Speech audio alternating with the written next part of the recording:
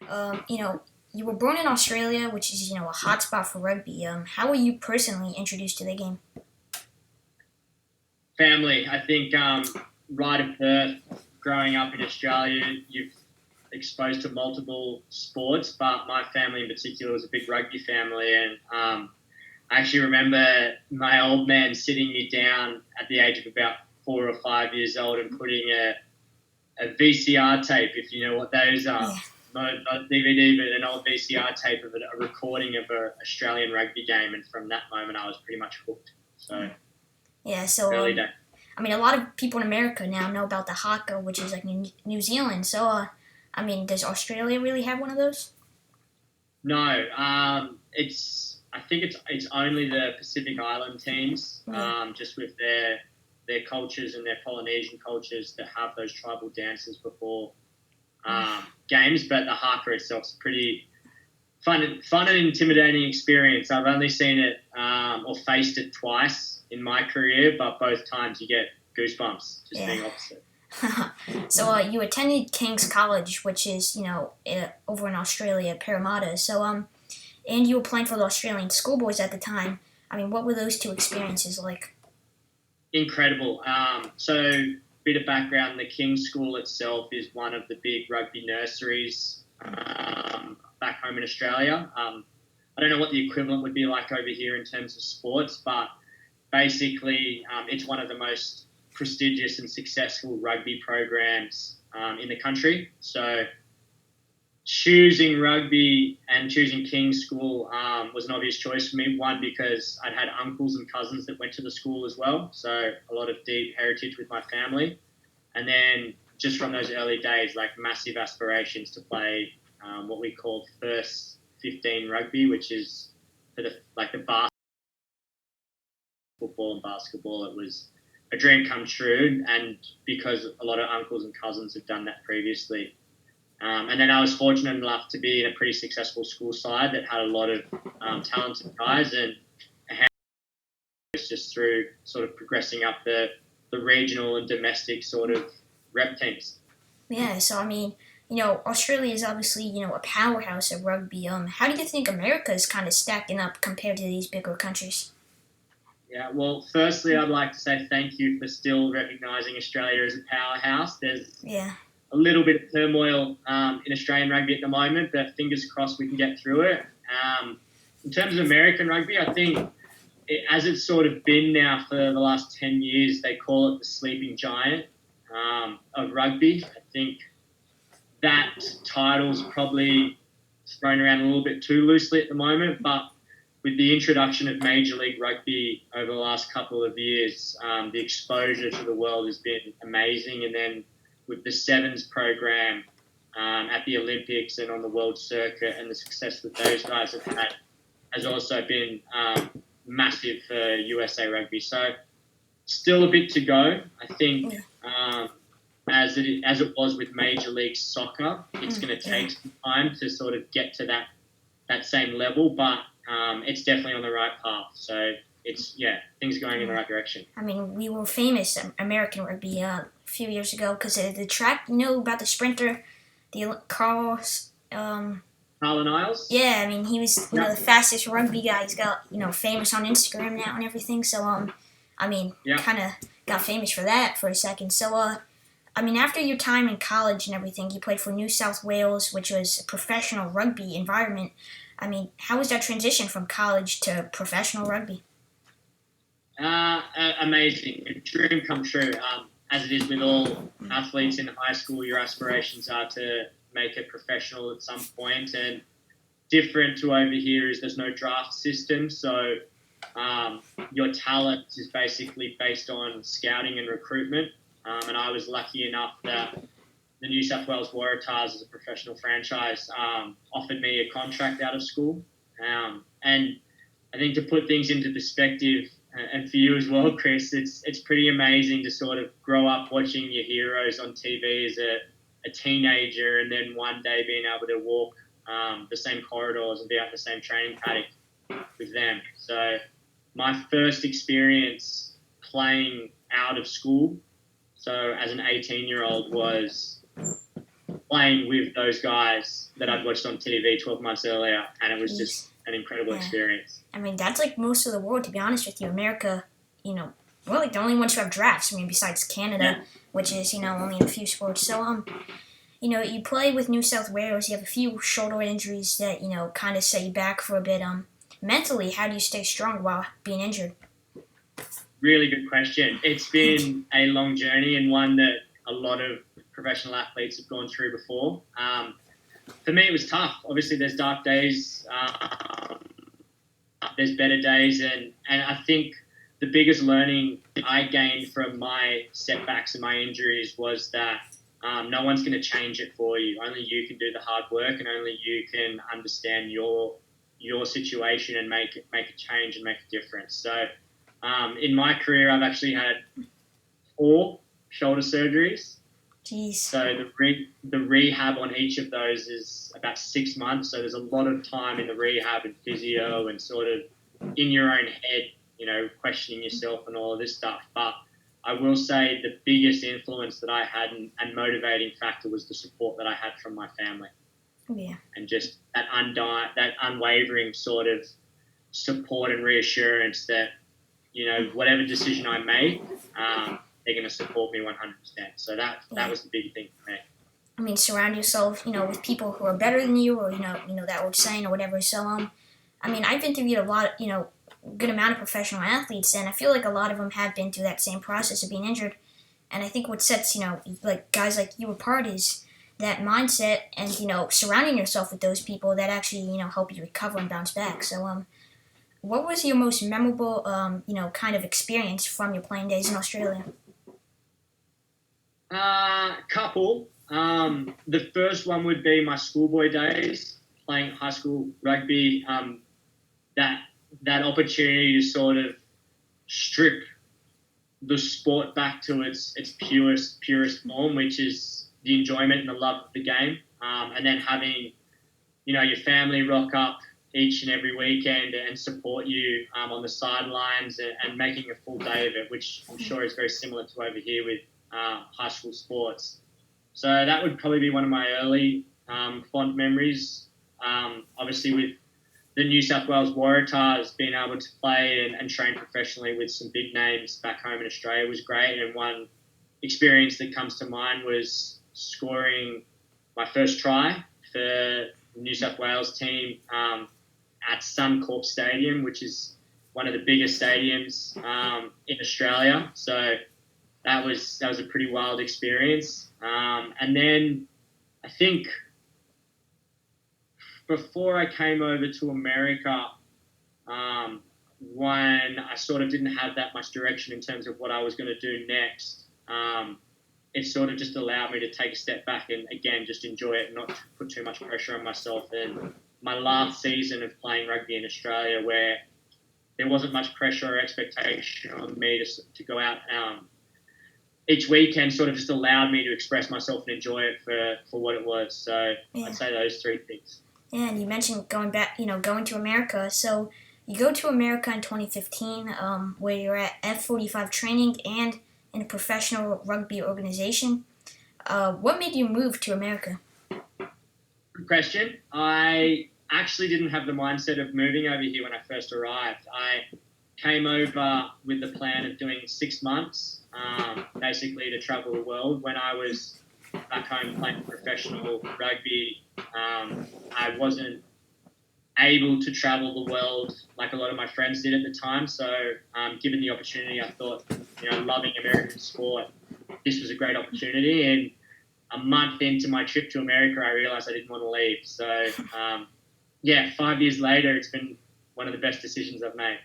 Yeah, and I mean, that kind of reminds me of Dallin Stanford, who did a similar thing, coming to America. So, how was really your time in California, and what did you learn while being on the other side of the globe?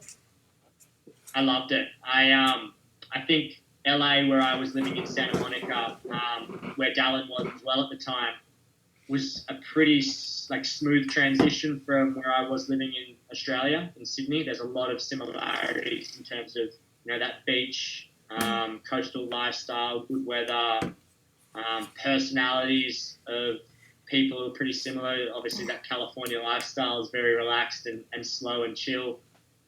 So that was a good experience for me. And then, living there for 2 years before moving over to New York, where I've been for the last 3 years.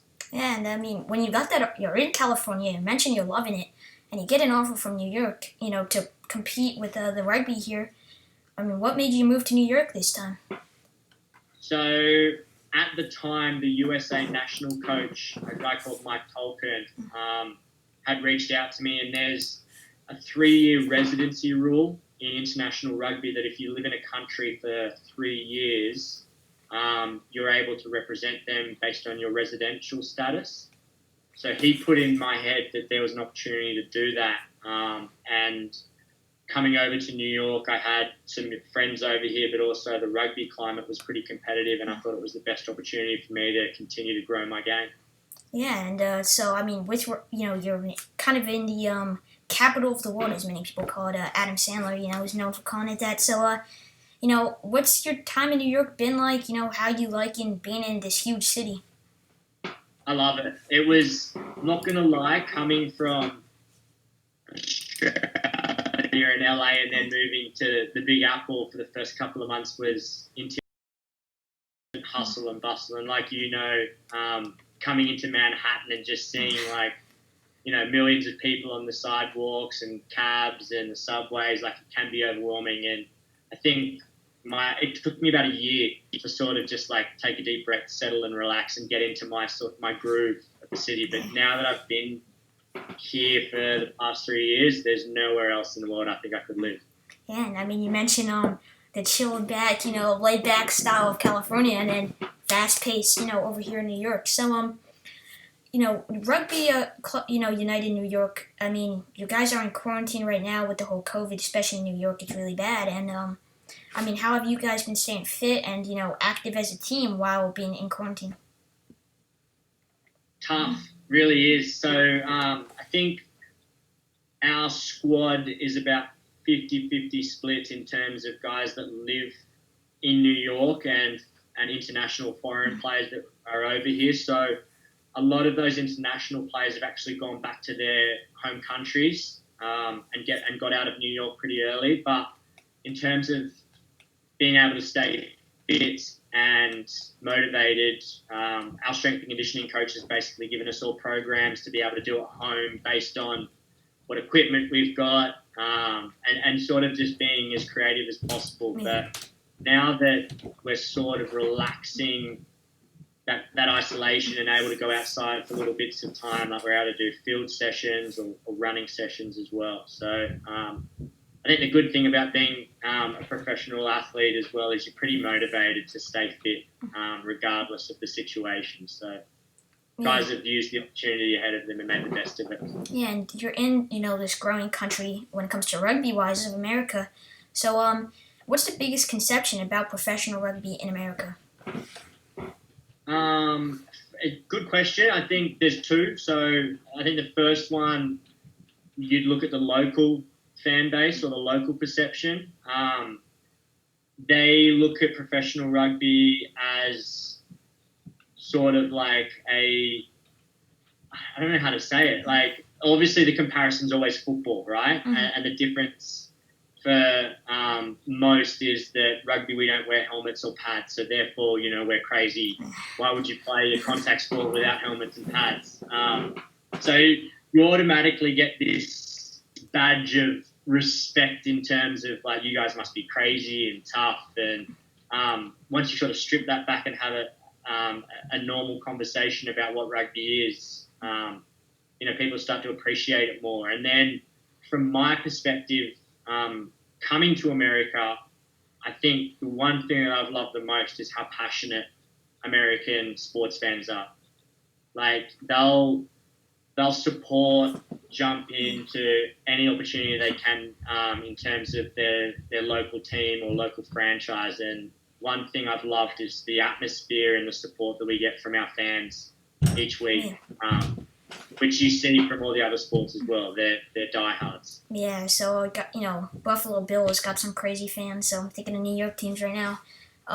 So now we got some rapid fire questions I'm gonna, give you. So let's get right into this. What's your favorite American food? Favorite American food? Joe's Pizza. Oh yeah. So who's your favorite band or artist? Favorite band is, funny enough, a New Zealand band called 660. But they play like a sort of like soft rock reggae style of music. Yeah. So what's your favorite sport outside of rugby? Football. Yeah. I love American football. Yeah. So who's your biggest role model? Biggest role model? Let me say I got two. So my dad is the first one, for the obvious reasons. But I think the second one would probably be, which I'm very jealous about you getting to meet this person, but Saquon Barkley. Yeah, and I'm starstruck by that guy. Yeah, and you should, see him in person. The guy's like he's tree trunk, he's... Yeah. Everybody calls him Saquads, and they call him that for a reason. You see him in person, it's, like, insane how, fit that guy is. So, if you could sit down and eat dinner with 3 people, who would they be? Question to say, do they have to be, can they be fictional? Yeah, sure. Anybody you could think of. Any 3 people that I could sit down with. So right now, just in my world, obviously as a professional rugby player, there's a couple of people that have got stories and experience and insight. So one of those would probably be his insight. He's maybe a bit like John Gruden. It's like Did you watch Hard Knocks by any chance? Documentary. There's so many questions and so much more I want to know about all that stuff. So I think that would be pretty cool to just sit down and obviously just know more about the legacy of Michael Dailey. Yeah. Put you on that. Yeah, well, thanks. Right. That's quite the dinner right there. So we could have some Joe's Pizza while we're at it. So if you could be a member of any family TV sitcom, what would it be? Any family TV sitcom? You know what? I don't watch a lot of TV, but they're actually not a family, but I'm actually a big fan of The Office. Oh yeah, Michael Scott. Yeah, I've seen it. That's classic right there. So what's one thing most people don't know about you? I'm actually going to get a lot of stick from a few people for saying this, but one thing is that I actually grew up in the country in Australia. So the first sport that I actually as a kid. Polo. So yeah, have you heard of polo? No. Sport? So it's crazy. So you're riding a horse, but you've got a stick, like a long stick in your hand, a bit that looks like a croquet stick, and you're hitting a ball whilst riding. What? That's just crazy. Yeah. Crazy. So, I'm thinking of like Marco Polo in the pool. When you go back in time to any point in history, where would you go? Any point in time.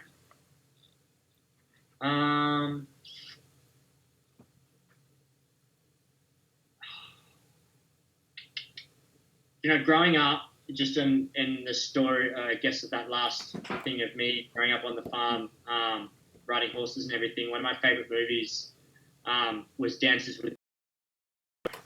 And I think going back in time and seeing and experiencing the culture of Native Americans and America in its rawness would have been pretty incredible. Mm-hmm. And that's great. So lastly, because you mentioned you're a big football guy, so what's your favorite team and favorite player? Is the New Orleans Saints. Very, very random, but when I first got into football, I was a Reggie Bush fan when he was at USC. So when he got drafted to the Saints, I automatically supported them, and then I've been a fan of them since. And then my favorite player, obviously, who we've already discussed, who you've been lucky enough to meet, is Saquon, of course. So. Yeah, and the Saints are pretty good right now. Got Michael Thomas, Drew Brees, and Sanders just came. So this has to be our year. Hopefully. They've had honestly biggest heartbreak out of any team I can imagine in the past 5 years. I know. I don't know, but who's your team? Well, I don't like discussing this, but I'll just say I'm a Giants. Hopefully not in 2 years. That's not controversial. You're allowed to say that. Well, listen, I always say my soccer team, but I don't always if whenever I'm like talking about Daniel Jones because I'm a big supporter of him. Here, the thing is, I will always get people saying, "Oh, this is so biased. He's so bad." It's just I'll just wait for it until maybe I have 100,000 followers or something. Then maybe I'll say it. But I'll say I'm a Giants fan, and I'm coming out as a Giants fan. Everybody. There we go. Exclusive. I'm happy to be a part of it. Harry Bennett got it out of me, everybody. This is crazy. So, and if you guys don't know, you have a podcast, Harry. So, if you want to talk about that, I'll leave the links in the description. And if you want to say anything, you can. Mate, thank you. Yeah, so as we discussed off air maybe before we started recording, started a podcast in January this year. Obviously, the same as you, I'm a big fan of sports podcasts, and I love listening to as much as possible. And then being a professional athlete and sort of that relationship that professional athletes have with the media can sometimes be either misconstrued or not as authentic because guys are, as we've just discussed, not hesitant, but probably just a little bit guarded as to what they want to share. So just having those player-to-player conversations and getting guys to share their stories like you're doing right now, I think such an amazing platform. So, I've been doing that for a couple of months now, and it's been really great. Yeah, and you're doing pretty good. You got a lot of podcasts. I just subscribed, just the other day. So, maybe I'll go listen to a few of those, and everybody go check out everything in the description. And Harry, I thank you for coming on. You're a great guy, and I wish you the best with everything.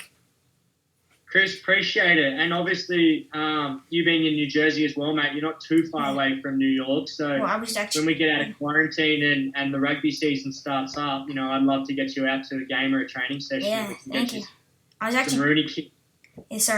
actually trying to get to, a Rugby United game, but obviously this happened. But I have James English on LinkedIn, so I messaged him, but just waiting for that response. Yeah.